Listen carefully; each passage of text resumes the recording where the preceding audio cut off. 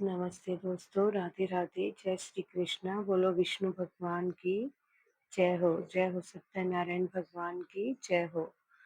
तो चलिए विधि बताते हैं। इस दिन बृहस्पतिश्वर महादेव जी की पूजा होती है। दिन में एक समय ही भोजन करें, पीले वस्त्र धारण करें, पीले पुष्पों को धारण करें, भोजन भी चने की दाल का होना चाहिए, नमक नहीं खाना चाहिए, पीले रंग का फूल, चने की दाल, पीले कपड़े तथा पीले चंदन से पूजा करनी चाहिए।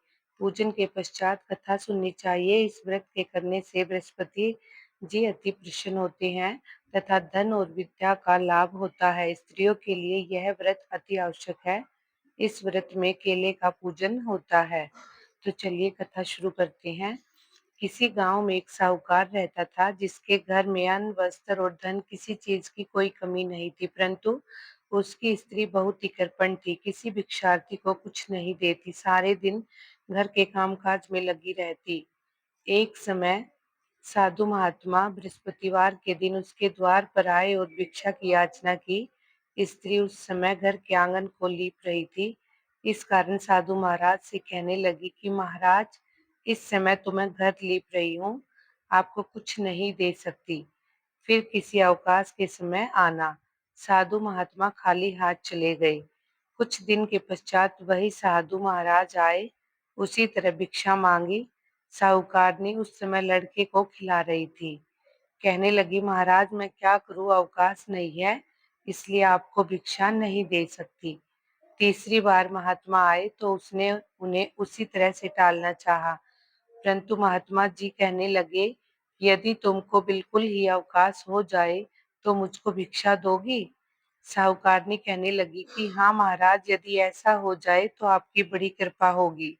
साधु महात्मा जी कहने लगे कि अच्छा, मैं एक उपाय बताता हूँ। तुम बृहस्पतिवार को दिन चढ़ने पर उठो और सारे घर में झाड़ू लगाकर कूड़ा एक कोने में जमा करके रख दो। घर में चौका इत्यादि मत लगाओ। फिर स्नान आदि करके घर वालों से कह दो, उस दिन सब हजामत अवश्य बनवाए। रसोई बनाकर चूल्हे के पीछे रखा करो, सामने कभी न रखो। सायकाल को अंधेरा होने के बाद दीपक जलाया करो तथा बृहस्पतिवार को पीले वस्त्र मत धारण करो और ना ही पीले रंग की चीजों का भोजन करो। यदि ऐसा करोगी तो तुमको घर का कोई काम नहीं करना पड़ेगा। साहूकारनी ने ऐसा ही किया। बृहस्पतिवार को दिन चढ़े उठी, झाड़ू लगाकर कूड़े को घर में जमा कर दिया। पुरुषों ने हजामत बनवाई, भोजन बनाकर चूल्हे के पीछे रखा। वह सब उसके घर में वह सब बृहस्पतिवारों को ऐसा ही करती रही। अब कुछ साल बाद उसके घर में खाने को दाना नहीं रहा।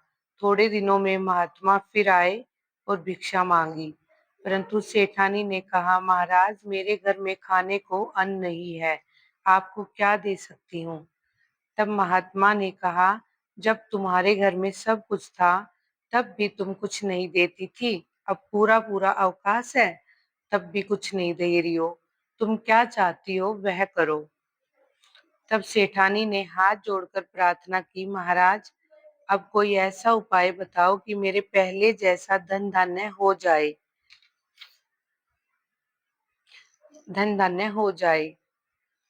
अब मैं प्रतिज्ञा करती हूँ कि अवश्यमेव जैसा आप कहेंगे वैसा ही करूंगी।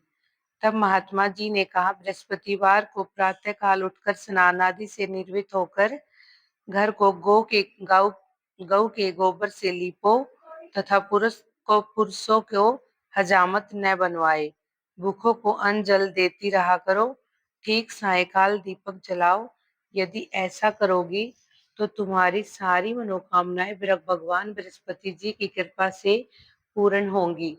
सेठानी जी ने ऐसा ही किया और उसके घर में धन धान्य वैसा ही हो गया जैसे कि पहले था। इस प्रकार भगवान बृहस्पति जी की कथा से अनेक प्रकार के सुख भोग कर दीर्घ काल तक जीवित रही। बोलो सत्यनारायण भगवान की जय हो। जय श्री कृष्णा। राधे राधे।